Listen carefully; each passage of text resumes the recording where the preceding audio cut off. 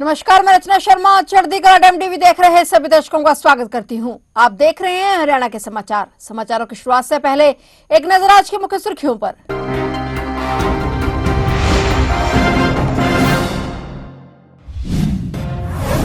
मुख्यमंत्री नायब सिंह सैनी ने दी मकर संक्रांति की बधाई। कहा, प्रदेशवासियों को मकर संक्रांति के पावन पर्व की शुभकामनाएं।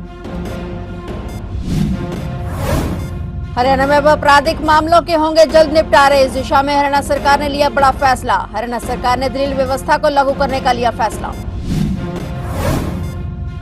हरियाणा के गोहाना में भूकंप के झटके किए महसूस। लोग घबराकर निकले घरों से बाहर। गोहाना में तेज भूकंप के झटकों से हिली धरती।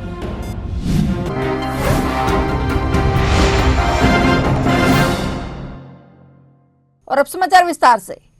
मुख्यमंत्री नायब सिंह सैनी ने मकर संक्रांति की पावन बधाई दी है। सीएम सैनी ने कहा कि प्रदेशवासियों को मकर संक्रांति के पावन पर्व की हार्दिक बधाई और शुभकामनाएं। सीएम नायब सैनी ने इस दौरान कहा कि आइए इस शुभ अवसर पर हम एकता, सेवा और समर्पण के साथ समाज और राष्ट्र की प्रगति के लिए निरंतर कार्य करने की संकल्प लें। इससे पहले मुख्यमंत्री नायब सिंह सैनी ने अपनी धर्मपत्नी सुमन रंजन सैनी के साथ चंडीगढ़ स्थित अपने आवास संत कबीर कुटीर में कल लोहड़ी का पर्व भी धूमधाम से मनाया। उन्होंने कहा कि ऐसे पर्व सामाजिक समझता को मजबूत करते हैं और हमें हमारी परंपराओं और मूल्यों को याद दिलाते हैं। मुख्यमंत्री ने कहा कि यह पर्व एकता और समानता को बढ़ावा देता है, क्योंकि समाज के सभी वर्गों के लोग समान उत्साह और भाईचारे की भावना के साथ इसे मनाते हैं। मुख्यमंत्री ने प्रदेश के सभी नागरिकों के सुख, समृद्धि और उत्तम स्वास्थ्य की कामना करते हुए आशा व्यक्त की कि ये पर्व हरियाणा में शांति और प्रगति लेकर आएंगे।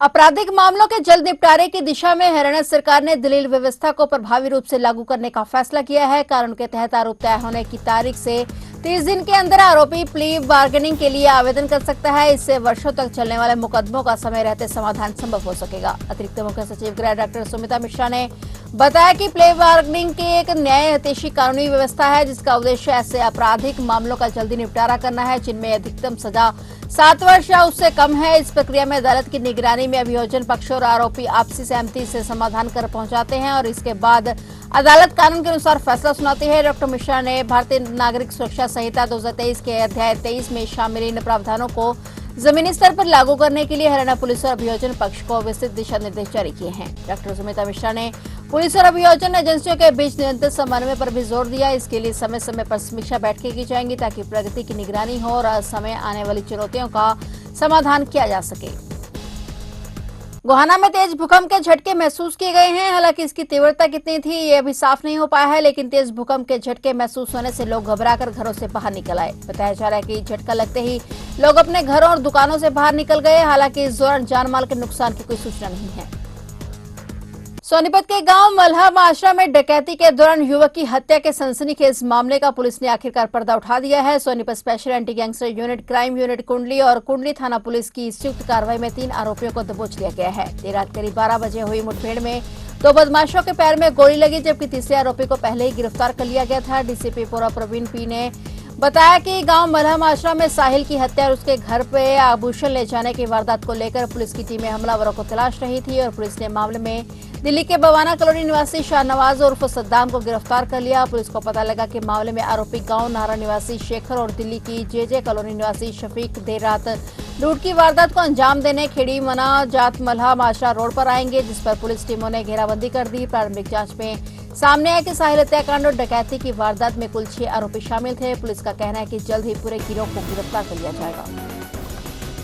भिवानी की अंतर्राष्ट्रीय मुक्केबाज पूजा बोहरा ने 9वीं एलीट महिला राष्ट्रीय मुक्केबाजी चैंपियनशिप में स्वर्ण पदक जीतकर इतिहास रच दिया है। ग्रेटर नोएडा उत्तर प्रदेश में आयोजित इस प्रतियोगिता में उनका प्रदर्शन शानदार रहा। उन्होंने महिला वर्ग में 10वीं बार सीनियर नेशनल चैंपियनशिप बनने का कीर्तिमान स्थापित किया है और इससे पहले यह रिकॉर्ड पूर्व चैंपियन कविता चहल के नाम था, जिन्होंने 9 बार राष्ट्रीय खिताब जीता था। जीत के बाद भिवानी लौटने पर पूजा बोहरा का उनके परिवार और खेल प्रेमियों ने ढोल नगाड़ों के साथ और फूलों की माला से उनका भव्य स्वागत किया। शहरवासियों ने उन्हें भिवानी की गर्व के रूप में सम्मानित किया।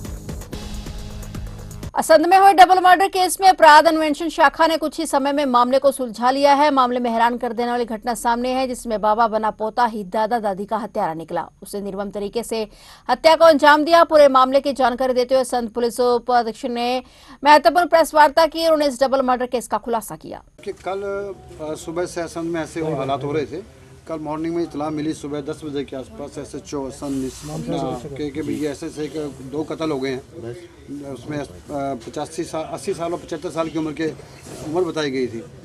तो उसमें सभी अफसर वाला मैम भी करनाल वहाँ से आए, SP साहब भी कल आए, सारे मौका मुआयना किया। कल FSL की टीमें लगी सारी, तो काफ़ी गहनता से पूछताछ होती रही। रात को इनका लगभग 7 बजे के करीब संस्कार हुआ था। संस्कार के बाद उसके बाद हमें नज़दीक की जो मुकबर हमारे लगे हुए थे आसपास सारे CID की टीमें लगी और CI की टीम थी हमारी, CIA 2 करनाल इंस्पेक्टर परवीन और हमारे CIA इंचार्ज यहाँ पे हसन सलिंदर सिंह, तो इनकी दोनों की टीमें लगातार काम कर रही थी। तो उसके दरमियान फिर बात सामने आई कि एक शक इस पे गया लड़के पे, जो इनका पोता है रविंदर को फिर हमने रात को हिरासत में लिया, उसका पूछताछ करी। उसके साथ पूछताछ करने के बाद वो ज़्यादा देर रुक नहीं पाया, फिर उसने सारी बात बता दी। और उसने 2 साथियों के साथ मिल के अपने, एक प्रदीप नाम का लड़का था और एक गुलशन नाम का लड़का, ये जयसिंहपुरा के थे। तो ये मामूली चोरी चिकारी कुवार के लड़के थे। उस समय उनको बुलाया गया था इसका वारदात करने के लिए।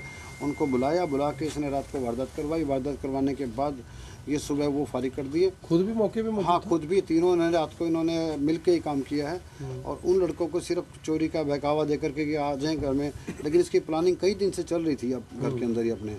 एक्चुअली क्या इनका कुछ लोन वगैरह का मैटर था, बैंक बुक से लोन के लगभग 15 लाख रुपए कर्जा था इनके ऊपर, जो इस दादा ने पे किया था और वो दादा इनसे पैसे मांगता था। तो इनके दिमाग में प्लानिंग आ गई, क्यों ना कि षड्यंत्र रचा इन्होंने कि क्यों ना इसको ख़त्म कर दिया जाए दादा दादी को, और उसके बाद ये जगह भी इनकी हो जाएगी, वहाँ पड़ा सामान भी इनका हो जाएगा और कर्जा भी जो 15 लाख रुपये देना नहीं पड़ेगा।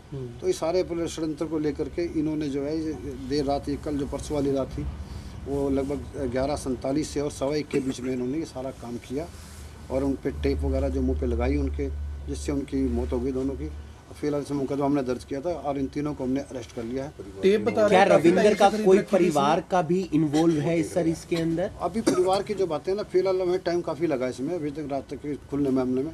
बाकी जो परिवार है सारा उसका, जो किस का इसमें और किस का परिवार के अलावा और किसी का भी कोई रोल रहा है, वो अभी बाकी चल रही जांच हमारी। यमुनानगर जिले में अवैध खनन के खिलाफ प्रशासन की कार्रवाई लगातार जारी है। देर रात गुप्त सूचना के आधार पर एनफोर्समेंट टीम ने यमुना नदी क्षेत्र में 2 अलग-अलग स्थानों पर छापेमारी कर अवैध माइनिंग में लिप्त वाहनों को जब्त कर लिया। एनफोर्समेंट विभाग के इंस्पेक्टर रोहताश कुमार ने बताया कि टीम को यमुना नदी के बीबीपुर घाट पर अवैध खनन की सूचना मिली थी। सूचना मिलते ही टीम ने मौके पर रेड की, जहां से अवैध खनन में लगे 7 वाहनों को पकड़कर सीज कर दिया गया। इसके बाद गुप्त सूचना के आधार पर टीम ने रंजीतपुर क्षेत्र में भी दबिश दी। यहाँ पर एक HM मशीन और 2 डंपरों को अवैध खनन करते हुए काबू किया गया। सभी जब्त वाहनों को नियमानुसार सीज कर आगे की कार्रवाई शुरू कर दी गई है। इंस्पेक्टर रोहताश कुमार ने स्पष्ट किया है कि अवैध खनन किसी भी सूरत में बर्दाश्त नहीं किया जाएगा और इसके खिलाफ प्रशासन की कार्रवाई आगे भी लगातार जारी रहेगी। हमने गुप्त सूचना के आधार पर मेरी इन्फोर्समेंट की टीम ने, मैंने खुद बीबीपुर एरिया है जमुना के साथ लगता, वहां पर रेड किया था।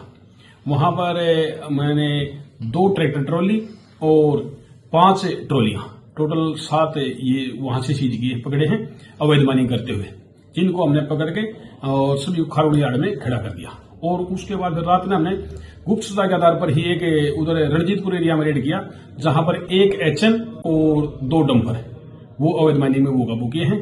उनको हमने वहां रणजीतपुर चौकी में खड़ा कर दिया और माइनिंग विभाग से सीज करा दिया। पूरा शिकंजा कसते रहेंगे, मतलब इनको कब बख्शा नहीं जाएगा, जो अवैध माइनिंग करेंगे उनको बख्शा नहीं जाएगा। एनफोर्समेंट की तरफ से इन पर अवैध माइनिंग करने वालों को कोई भी वो रियायत नहीं बरती जाएगी। इनको बिल्कुल पूरी सख्ती से इन्फोर्समेंट टीम काम करेगी इसमें। इंद्री में कांग्रेस पार्टी के पूर्व हल्का अध्यक्ष करम सिंह खानपुर के कार्यालय में रोहतक से कांग्रेस सांसद दीपेंद्र सिंह हुड्डा के आगमन पर कांग्रेस कार्यकर्ताओं ने फूल मालाओं से उनका भव्य स्वागत किया। कार्यक्रम की अध्यक्षता पूर्व हल्का अध्यक्ष करम सिंह खानपुर ने की, जहां लोहड़ी का पर्व पूरे उत्साह और पारंपरिक उल्लास के साथ मनाया गया। कार्यक्रम में बड़ी संख्या में कांग्रेस कार्यकर्ता मौजूद रहे। सभी ने एक दूसरे को लोहड़ी पर्व की बधाई दी और वहीं कार्यक्रम में सांसद दीपेंद्र सिंह हुड्डा ने मुख्य रूप से शिरकत कर सभी को शुभकामनाएं दी। ट्रेनिंग चल रही है। आज क्षेत्रमुख में लगभग 1 हफ्ते से ज़्यादा की ट्रेनिंग रहेगी और हर प्रदेश में इस तरह से हम संगठन को मजबूत करने की तरफ कदम उठाएं। पहले तो सभी को हल्का वासियों को लोहड़ी की बधाई देता हूं। और आज दीपेंद्र जी हमारे दफ्तर में यहाँ पर पहुँचे हैं और उन्होंने सभी को लोहड़ी की बधाई दी और बढ़ियाँ बांट करके सभी से साझा किया। और सभी साथियों का मैं यहाँ पहुँचने पर धन्यवाद करता हूँ कि बहुत संख्या में, भारी संख्या में लोग यहाँ पहुँचे हमारे दफ्तर में। हरियाणा में ठंडी हवा के कारण ठिठुरन बढ़ गई है। सार्वजनिक स्थलों पर सुबह के समय लोगों की आवाजाही कम रही। ड्यूटी और दुकान पर जाने वाले लोग ही घरों से बाहर निकले और जगह जगह लोग अलाव जलाकर सर्दी से बचते हुए नजर आए। ठंड और कोहरे ने जनजीवन को पूरी तरह से जकड़ लिया है। बुधवार को सोनीपत में न्यूनतम तापमान गिरकर 0.4 डिग्री सेल्सियस दर्ज किया गया, जो प्रदेश में लगातार दूसरे दिन सबसे कम रहा। तापमान में आई इस भारी गिरावट से गलन और शीतलहर का असर और तेज हो गया है। बर्फीली हवा ने लोगों की परेशानियां बढ़ा दी हैं, जिससे अधिकांश लोग घरों में दुबकने को मजबूर रहे। सुबह होते ही कोहरा छा गया। दृश्यता कम रहने के कारण राष्ट्रीय राजमार्ग सहित प्रमुख सड़कों पर वाहनों की रफ्तार थम सी गई। वाहन चालक हेडलाइट चलाकर बेहद सावधानी से चलते हुए नजर आए। कई स्थानों पर यातायात धीमा पड़ने से लोगों को गंतव्य तक पहुंचने में अतिरिक्त समय लगा और मौसम विभाग के मुताबिक ठंड और कोहरे का असर बना रह सकता है, जिससे लोगों को अभी और सतर्कता बरतनी होगी। फिलहाल हरियाणा के समाचारों में इतना ही। और नए समाचारों के साथ फिर से हाजिर होंगे। तब तक के लिए देखते रहिए चढ़ती कला टाइम टीवी।